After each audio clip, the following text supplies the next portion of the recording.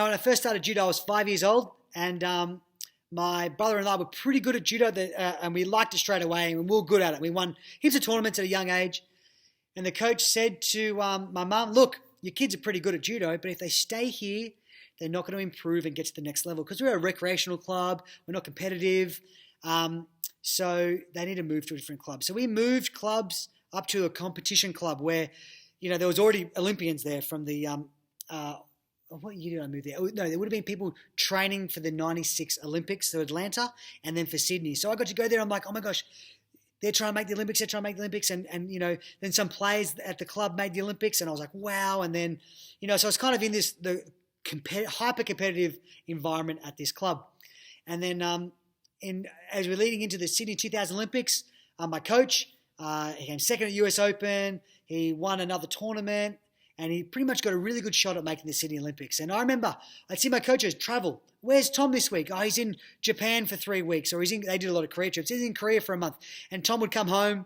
He'd be all beat up. He'd be like fit and strong and just like mauling people at training. And I was like, man. And then Steve and Callaway and all these different people. And I was like, mate, when I grow up, I want to be like them. I want to go up. I want to travel the world. I want to be the best judo player I can be. I want to go to the Olympic Games. And so that's when I started setting goals. So I started setting goals. I want to go to the Olympics.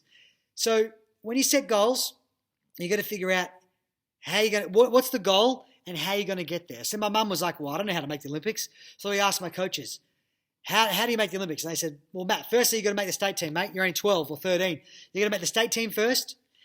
After I made the state team, they said, okay, now you got to make the junior Australian team. So then train, made the Australian junior team.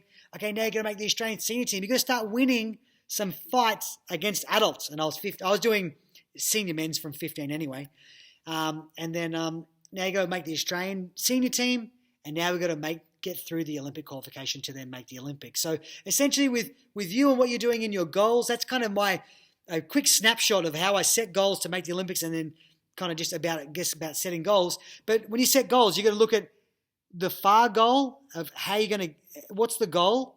And then you need to work backwards from that on what's the far goal and then what are the stepping stones you need to do to get to that goal.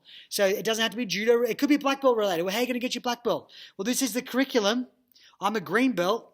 In order to get the black belt, I need to do this for blue, this for brown, this for black. You're going to work your way backwards. Okay, then you can work your way forwards again. So in goal setting, you've got to keep your eye on the far goal. But then you also need to keep your eye off the far goal and look at the close goals and work your way towards them. So I know some people that are like, I really, really want to make the Olympics. It's like, look, let's just worry about winning a state tournament first. Let's just work backwards first. Let's just go, that's cool. Now take your eye off that goal. Let's just work on winning the state tournament. Then just to win the nationals.